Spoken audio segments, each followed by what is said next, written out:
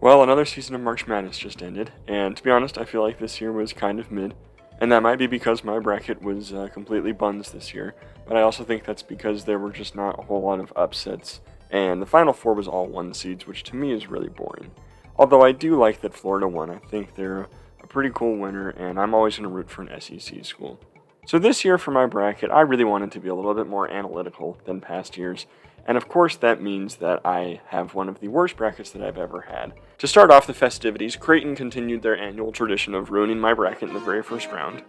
Part of using analytics was being perfectly honest with myself about the school that I go to, which actually did make March Madness this year. There I am, Gary, there I am! But I knew there was no shot in hell we were beating UCLA, so I actually did correctly predict that we would lose in that match. Now, like I said, I am a big SEC fan, and so that bias did impact a lot of my decisions, like when I had Mississippi State winning, even though they completely fumbled and messed up at the last minute. But that also means that I had Arkansas winning, which was a pretty cool upset that I'm glad I got right.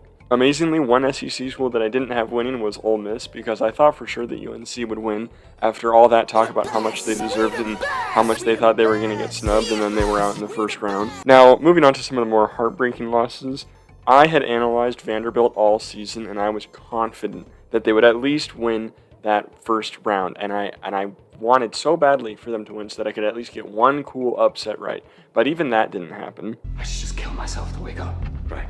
Then UC San Diego, and like I said, I will go to Utah State, so I thought that UC San Diego was an insanely good team after they beat us on our insane undefeated streak. But once again, Michigan has to ruin my March Madness dreams and beats UC San Diego when I had them going to the Sweet 16. The one that probably hurt the most was that Mizzou lost in the first round, because all I'm going to say here is that I had them going to the Elite Eight. I'm gonna kill myself! Wow. I'm going to kill myself, and it's your fault! Now, some other upsets that I did or did not predict. The Clemson getting upsetted by McNeese, I didn't get that one. I actually did get New Mexico upsetting.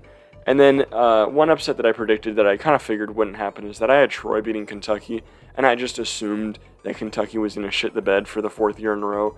And I'm honestly not mad that I didn't get that right, because I am done betting on Kentucky. I've lost all faith in them. And for the rest of the time that I ever do March Madness brackets, I will always have them losing in the first round, even if they're the number 1 projected to win. Moving on to the round of 32, obviously all those mistakes I made are going to carry over, and some of those are going to create a lot of issues. Again, Michigan continues their annual tradition of screwing over my bracket in the second round.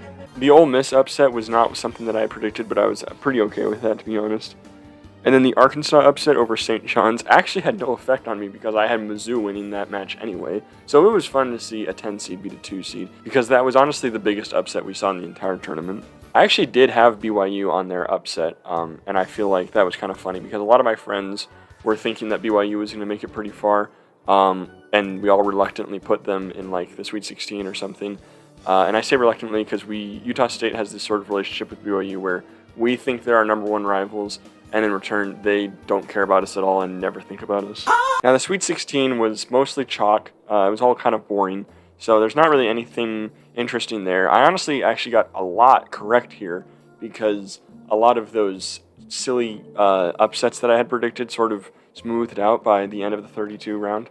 Moving on to the Elite Eight, I was actually pretty hyped going into the Elite Eight because I was hoping that we would have an all-SEC Final Four, and I thought that was going to be the coolest thing ever. And then that didn't happen because Duke decided to beat Alabama, only to lose to Houston, the team with the least aura, in the next round. All of that hype and excitement around Duke, just for them to lose in the Final Four, was kind of annoying because I wish they had just lost earlier so that my bracket could have been right. And then, of course, Tennessee lost, and although I don't go to Tennessee, Tennessee is actually my team that I root for every year. So I had to do my annual tradition of listening to Runaway featuring Pusha T while I went on a nice long drive, just to clear my head. Now the Final Four I actually didn't watch because I was in Seattle that weekend. So I have no idea really what those games looked like, but again, they were all 1 seeds, so I was really disinterested at that point. And then we move on to the championship, where again, I am pretty happy that Florida won, because I think they're a pretty cool team. Overall, I thought this year was very chalky. I was hoping for a lot more upsets. But I'm looking forward to next year. Looking forward to Tennessee winning it all. Like that's ever gonna happen. What a load of...